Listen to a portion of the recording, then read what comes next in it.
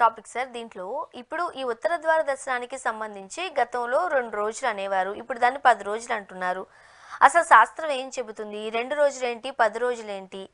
ఎక్కడో ఇది జరగడం వల్ల కూడా కాస్త దేవుని ఆగ్రహానికి గురవుతున్నారేమో అని కూడా కొంతమంది ఒక సమస్యగా చూపిస్తున్నారు. మీరేమంటారు? నిన్న నిన్న ముఖ్యమంత్రి గారు సమీక్షలో చెప్పిన అంశాలు ఏదో ఒకటి. గతంలో వైకుంఠ ఏకాదశి 1 రోజు, ద్వాదశి 2 రోజు ఉండేది. అందుకు భిన్నంగా 10 రోజులు చేశారు. ఇక్కడ నేను చీఫ్ మినిస్టర్ గా మాట్లాడట్లేదు, ఒక భక్తుడుగా. చాలా మంది భక్తులు 2 రోజులే ఉండాలి కదా, శాస్త్ర సమ్మతమైంది. ఎందుకు అలా చేశారు? దీన్ని ఆగమ పండితులు మంచి చెడ్డ ఆలోచించి నిర్ణయం తీసుకుని ఒక భక్తుడుగా చెప్తున్నాను, రివ్యూ చేయండి అని చెప్పాడు.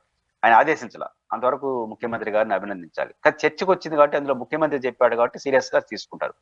అసలు 2 రోజులు కరెక్టా, 10 రోజులు కరెక్టా? ఇక్కడ ప్రస్తుతానికి శాస్త్రం ఏం చెప్తుందో చూడాలి. ఉదాహరణకు మనకు 3 లోకాలు కదా,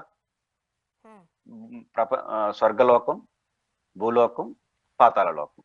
3 లోకాలకి అధిపతి ఎవరు? మహావిష్ణువు.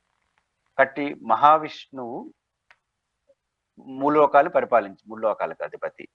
ఇక్కడ భూలోకంలో ఉండే కాలానికి స్వర్గలోకంలో ఉన్న కాలానికి వ్యత్యాసం ఉంటుంది. ఎంత వ్యత్యాసం ఉందంటే, వైకుంఠంలో 24 రోజులంటే అర్థం 1 సంవత్సరం. అంటే మనం 1 రోజు అంటాం కదా, భూలోకంలో 1 రోజు అంటే, మన స్వర్గలోకంలో 1 రోజు అంటే మనం భూలోకంలో 1 సంవత్సరంతో సమానం. దీంట్లో ఈ 24 గంటల్లో 12 గంటలు ఉత్తరాయణంగా డే టైం, మరో 12 గంటల్లోని దక్షిణాయనంగా నైట్ టైం. మన మన భూలోకంలో లెక్క. రెండు ఈ వైకుంఠ ఈ 24 గంటల్లో మహావిష్ణువు యోగ నిద్రలో ఉంటాడు. ఎప్పుడు యోగ నిద్రలో ఉంటాడు ఆయన. కానీ ఒక ఏకువ జామున 120 నిమిషాలులో ఆయన స్టార్ట్. ఏకువ జామున అంటే 120 నిమిషాలు 2 గంటలు, 24 గంటల్లో 22 గంటల పోను 2 గంటల్లో 30 అంటే ఎంతతో సమానం? మనం ఒక రోజుకి 365 రోజులు అంటే 122 గంటలకి 30 రోజులతో సమానం. దాని ధనుర్మాసం అంటారు. అంటే విష్ణు మహావిష్ణువు చివరి 2 అంటే యోకోజామున 2 గంటలు ఉంటుంది కదా, ఇది 30 రోజులతో సమానం. దానే ధనుర్మాసం అంటారు. అంటే మనం డిసెంబర్ లో జరుగుతుంది కదా ధనుర్మాసం అని, దీన్ని 30 రోజులు అంటారు. ఇది పవిత్రమైన రోజులుగా గుళ్ళకి వెళ్ళి, అంటే గుళ్ళు మేల్కొండే సమయం అని. యోగ నిద్రలో ఉంటాడు కదా, ఈ 1:30 గంట 1:20 నిమిషాలు మేలుకుంటాడు. అంటే మన కాలం 30 రోజులు మేలుకుంటాడు మహావిష్ణు. ఈ టైంలో మహావిష్ణు మేలుకుంటాడు కాబట్టి దేవతలకు చెప్పాలనేది భక్తుల కోరిక. ఈ లెక్క తీసుకున్నప్పుడు ఫస్ట్ 80 నిమిషాలు యోకోజామున మహావిష్ణువు ప్రైవేట్ టైం, ఆయన వ్యక్తిగత టైం తీసుకుంటాడు. మిగతా 40 నిమిషాలు భూలోకంకి వచ్చి భక్తులకి దర్శనమిస్తాడు. 40 నిమిషాలు అంటే ఏకోజామున 40 నిమిషాలు. 40 నిమిషాలు అంటే ఎంత అంటే తెలుసా? 10 రోజులు. అంతేగా? 40 నిమిషాలు అంటే ఒక రోజుకి 360 లెక్క వేసుకుంటే మహావిష్ణువు ఈ ఏకోజామున మేలుకొని 40 నిమిషాలు భూలోకంకి వస్తాడు. భూలోకంకి వచ్చి శ్రీ వెంకటేశ్వర స్వామి రూపంలో భక్తులకి దర్శనమిస్తాడు. ఈ టైంలో వైకుంఠ ద్వారాలు తెరుచుకుంటాయి. ఆ వైకుంఠ ద్వారాల ద్వారా వెళితే మేలుకొనుండే మహావిష్ణువు చెప్తే మా పాపాలు పోతాయి, మా సమస్యలు తీరుతాయి అనేది భక్తుల యొక్క విశ్వాసం. అంతే కదా? ఇది ఈ లాజిక్. కాబట్టి భూలోకం వేరు, స్వర్గలోకం వేరైనప్పుడు ఈ లెక్క ఉన్నప్పుడు 40 నిమిషాలు ఆయన టైం మనకు కేటాయిస్తున్నప్పుడు ఆ 40 నిమిషాలు 10 రోజులతో సమానం కదా. కాబట్టి వైకుంఠ ద్వారాలు 10 రోజులు తెరుచుండడం శాస్త్ర సమ్మతం అనేది ధర్మారెడ్డి గారు తీసుకొచ్చినటువంటి లాజిక్. అయితే ఆయనకి ఇంకొంచెం ఏ లాజిక్ తో తీసుకొస్తారు? ఇది సైంటిఫిక్ రీజన్స్. రెండో పాయింట్ ఏంటంటే, శ్రీరంగం మీరు వినుంటారు, తమిళనాడు. ఇది మనకు దివ్యక్షేత్రాలు 108.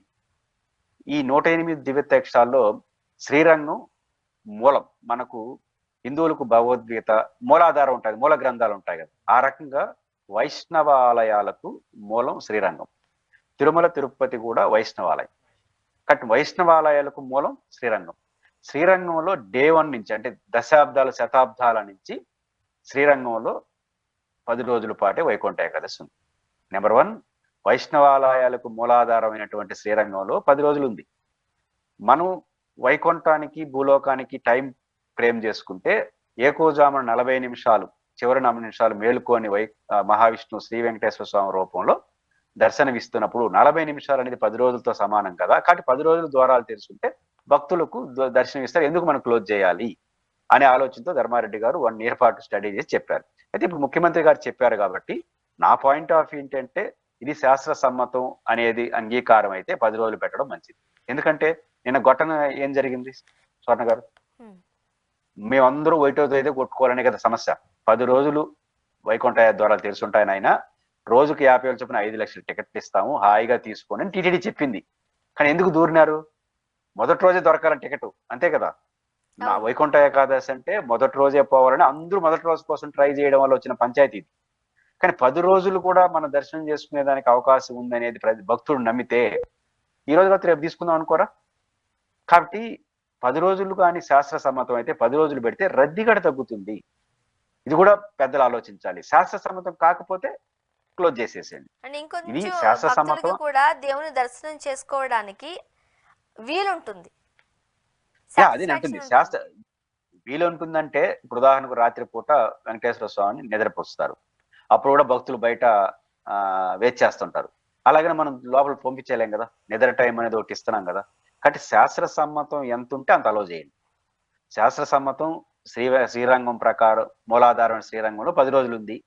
40 నిమిషాలు ఏకోజామున డ్రా టైం ఏదైతే ఏకోజామున మహావిష్ణువు మేలుకొని భూలోకానికి 40 నిమిషాలు వస్తాడు అనేది సైంటిఫిక్ రీజన్ అయినప్పుడు ఆ 40 నిమిషాలు ఈక్వల్ టు 10 days అయినప్పుడు కుదురుతుంది. కాబట్టి 10 days కుదరతా ఉంది, శ్రీరంగంలో ఉంది కాబట్టి 10 రోజులు పెట్టారు.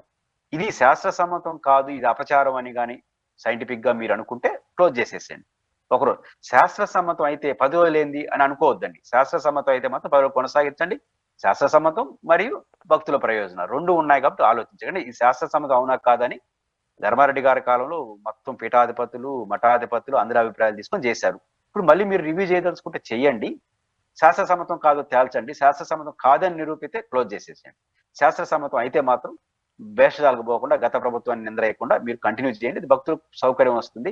మనం చెప్పాలి కూడా భక్తులకి 10 రోజులు ఉందనైనా అంటే ప్రజలు కూడా నమ్ముతారు, 10 రోజులు వస్తారు, ఒత్తిళ్లు తగ్గితే వ్యవస్థ కూడా మంచి అవుతుంది.